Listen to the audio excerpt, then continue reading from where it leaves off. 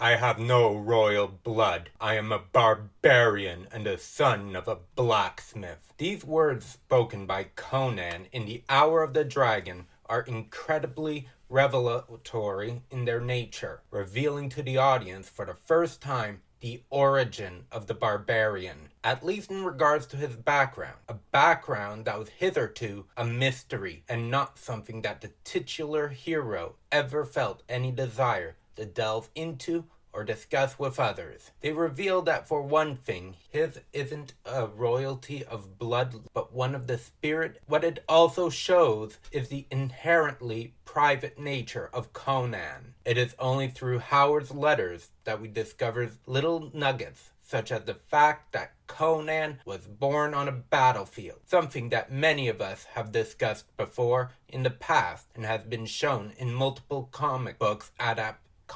adaptations. The battle in question took place between the raiding Vanir and his own tribesmen, and who lived somewhere in the northwest of that tempestuous land. This origin presaged what was to come, namely the warrior nature of Conan. His origin's bloody nature doesn't end there, but involved his grandfather, who came from a southern tribe, having fled his own people, due in no small part to a vicious blood feud. This grandfather, who is called Connacht in the Dark Horse comics, was a man who had journeyed the length and breadth of Hyboria, exploring her many nations for years before his return to his homeland. It was he who instilled in Conan a fascination for the South by passing down his many tales to him. Likely beginning his warrior training as a child, Howard, though, doesn't admit to knowing a great many of the details regarding Conan's childhood, or how he first glimpsed the civilized world, which shows that Howard was rather like Tolkien, almost a gardener in terms of writing style, letting the characters grow on their own in some ways. This also shows that Howard intended to keep a lot of what Conan had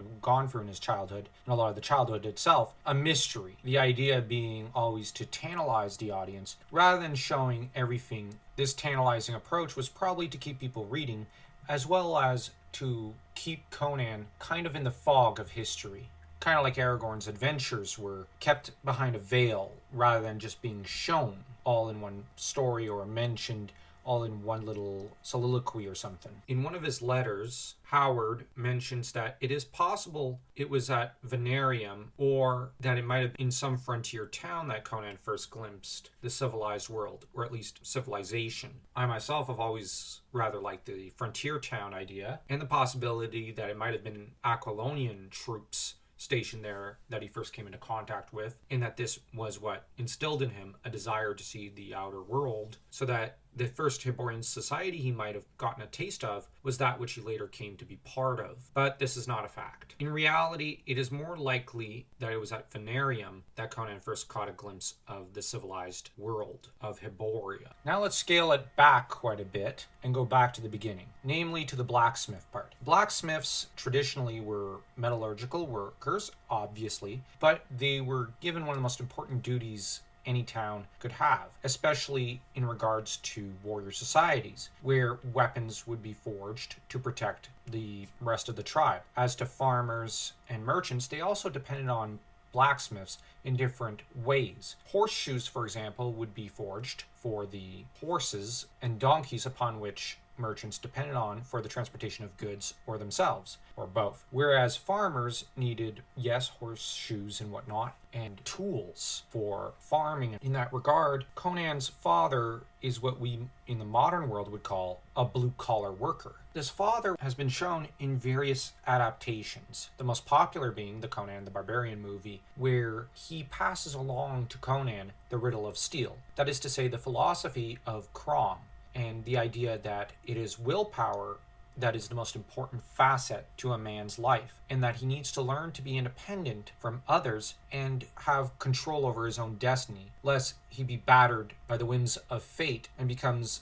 less than what he should be, that is to say, less of a man and less of a warrior as an individual, and that he will not merit the afterlife. This might seem harsh, but the advice and the manner in which it's being delivered is clearly from a position of love, which adds to Conan's father's nature. I think I speak for a great deal of many fans who, even if they're book fans more than movie fans, I think that the idea that Conan's father would have a similar personality and attitude that is shown in the movie does fit as to the idea of the grandfather having been a widely traveled individual. Like his son, he assumes the role of a more warrior archetypal individual. Yes, the father is a bit of the father archetype, but he is the warrior as well, as shown in the movie. The grandfather was the warrior in the context that most of the stories about him that are shown, let's say in Dark Horse Comics, shows him as a warrior. That aside, Conan makes reference to him a few times as well in Howard's stories. He's referenced in the letters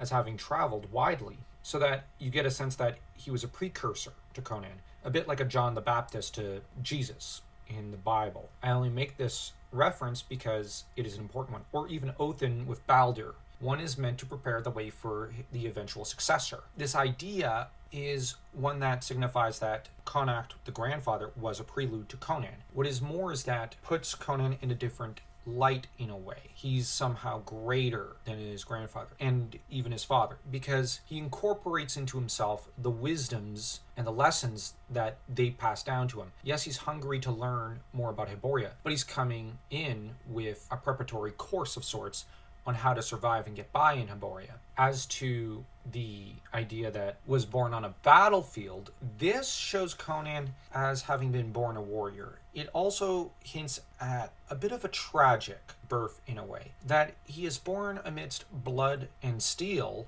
when he ought to have been born in a place of love and liberty rather than battle and loss. And the theme of loss and blood and grief remains pretty standard throughout the Conan stories, as there's no such thing as safety to Howard's mind. What is more is that this hints at one viewpoint that has always pervaded a great many warrior societies, that there's nothing more glorious than to give your life to defend your kinsmen and your tribesmen and your people, with this idea being hammered home when one thinks about how the Vanir men were, according to Howard, raiding the Cimmerians, and the Cimmerian tribe Conan belonged to were just defending themselves. So in this regard, it also hints at the role Conan would play as protector and defender rather than oppressor when he becomes king. One thing about Howard's psychology regarding life being a battlefield, just to harken back to that idea, it fits with Texas in particular, at least philosophically, especially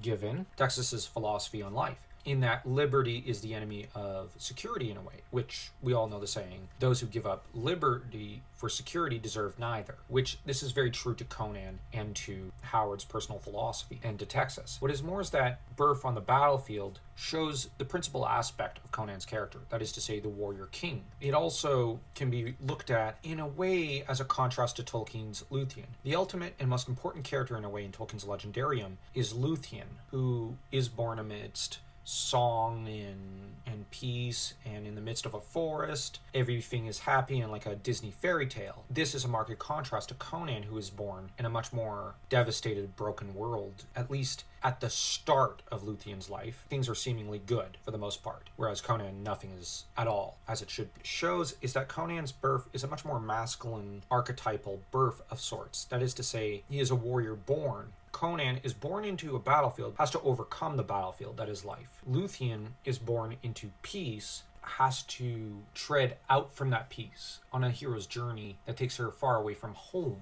Yes, but ultimately the goal is to return home. Conan is to escape the home that is the battlefield after he conquers it and takes into himself all the lessons that the battlefield can teach. The riddle of steel of sorts, if one looks at the movie, but if one looks at the stories of Howard, he has to fulfill the role of the barbarian archetype, that is to say, restore every society he runs into to their best state before finding his own way to a new home and making a place for himself and becoming a worthy king of the said kingdom, one worthy to rule but also to serve his people. If one looks at the role of kingship as service, as in the Celtic mythological sense, because the Celts had the notion that a king out to serve his people, at least in their folklore, and Conan is meant to fulfill both roles of ruling over and serving the people and wedding himself to the land he is meant to rule. So, in this regard, Conan is supposed to kind of conquer the worst aspect of Samaria, the battlefields, and conquer the battlefields of other places before finding his way to a throne. And then he has to fight every second for that throne,